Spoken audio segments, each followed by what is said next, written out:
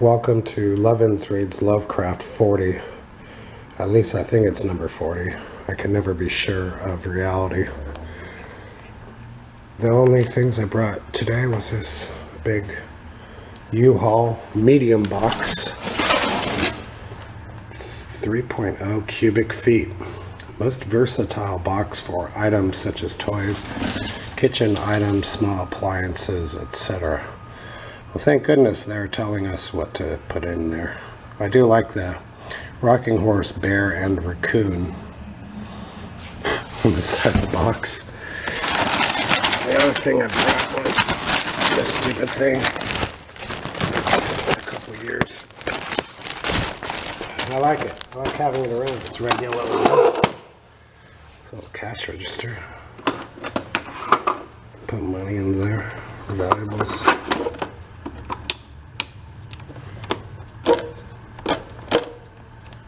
Can weigh things. Supermarket checkout thing. Hey, let's pull out my chair and get the book. I just talk to fill in space. Doesn't matter what I say. It's all just filler. Okay, let's see. I didn't get to finish this story yesterday. The doom that came to Sarnath. I only wasted 2 minutes of your time today. Whilst the king and his nobles feasted within the palace and viewed the crowning dish as it awaited them on golden platters, others feasted elsewhere. In the tower of the great temple, the priests held revels, and in pavilions without the walls, the princes of neighboring lands made merry. And it was the high priest Genai Ka who first saw the shadows that descended from the gibbous moon. There's a Lovecraft word, as I put on my glasses, gibbous. All it means is waning, my bartender explained to me. That descended from the gibbous moon into the lake, and the damnable green mists that arose from the lake to meet the moon and to shroud in a sinister haze the towers and the domes of fated Sarnath. Thereafter those in the towers and without the walls beheld strange lights on the water, and saw that the grey rock Acurion, which was wont to rear high above it near the shore, was almost submerged, and fear grew vaguely yet swiftly, so that the princes of Alarnek and of Far Rokal took down and folded their tents and pavilions and departed for the river Ai, though they scarce knew the reason for their departing. Then, close to the hour of midnight, all the bronze gates of Sarnath burst open and emptied forth a frenzied throng that blackened the plain, so that all the visiting princes and travelers fled away in fright. For on the faces of this throng was writ a madness born of horror unendurable, and on their tongues were words so terrible that no hearer paused for proof. Men whose eyes were wild with fear shrieked aloud of the sight within the king's banquet hall, where through the windows were seen no longer the forms of Nargis High and his nobles and slaves, but a horde of indescribable green, voiceless things with bulging eyes, pouting, flabby lips, and curious ears, things which danced horribly, bearing in their pods golden platters set with rubies and diamonds containing uncouth flames.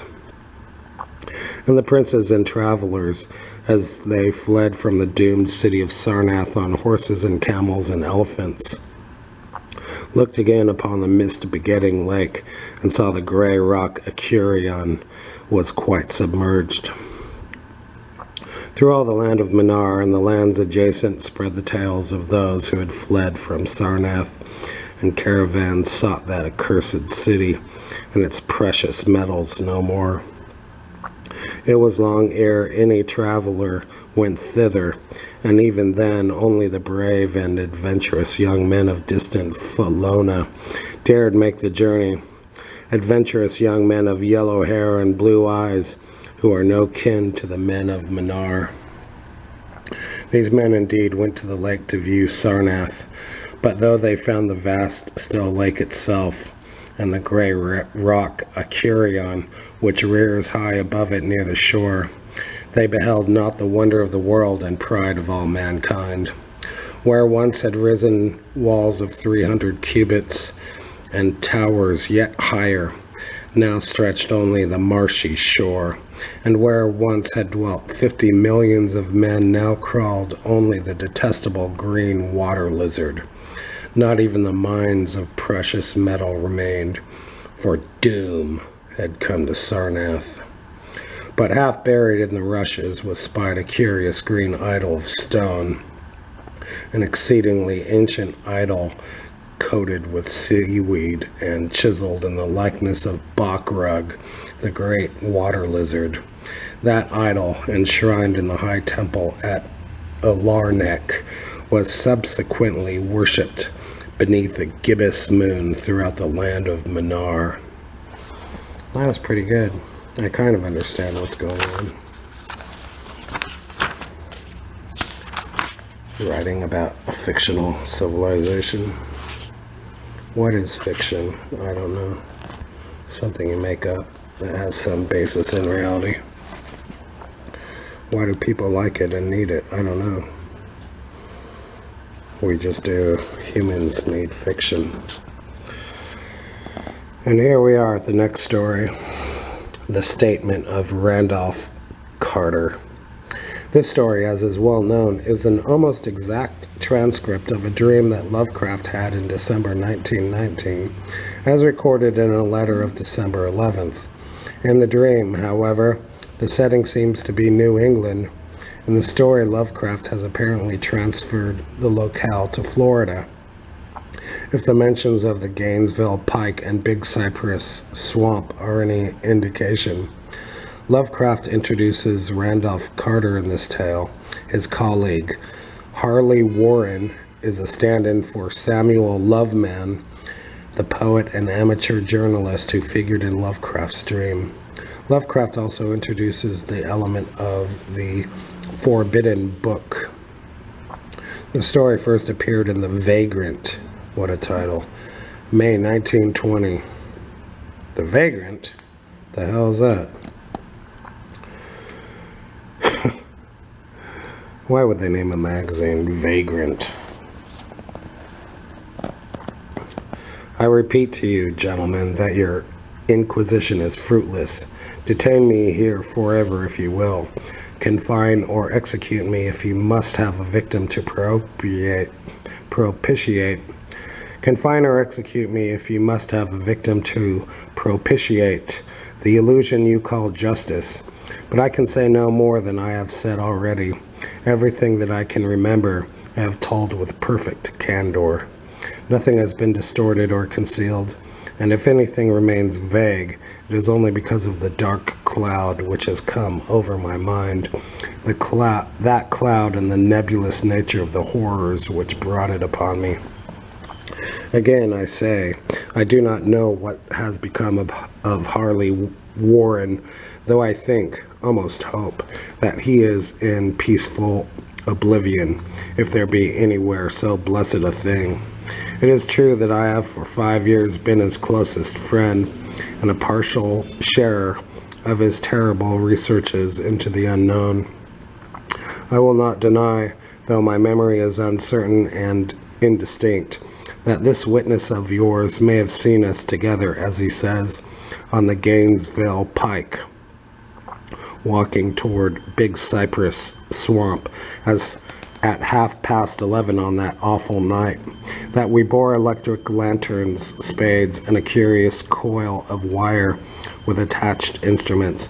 I will even affirm, for these things all played a part in the single hideous scene which remains burned into my shaken recollection.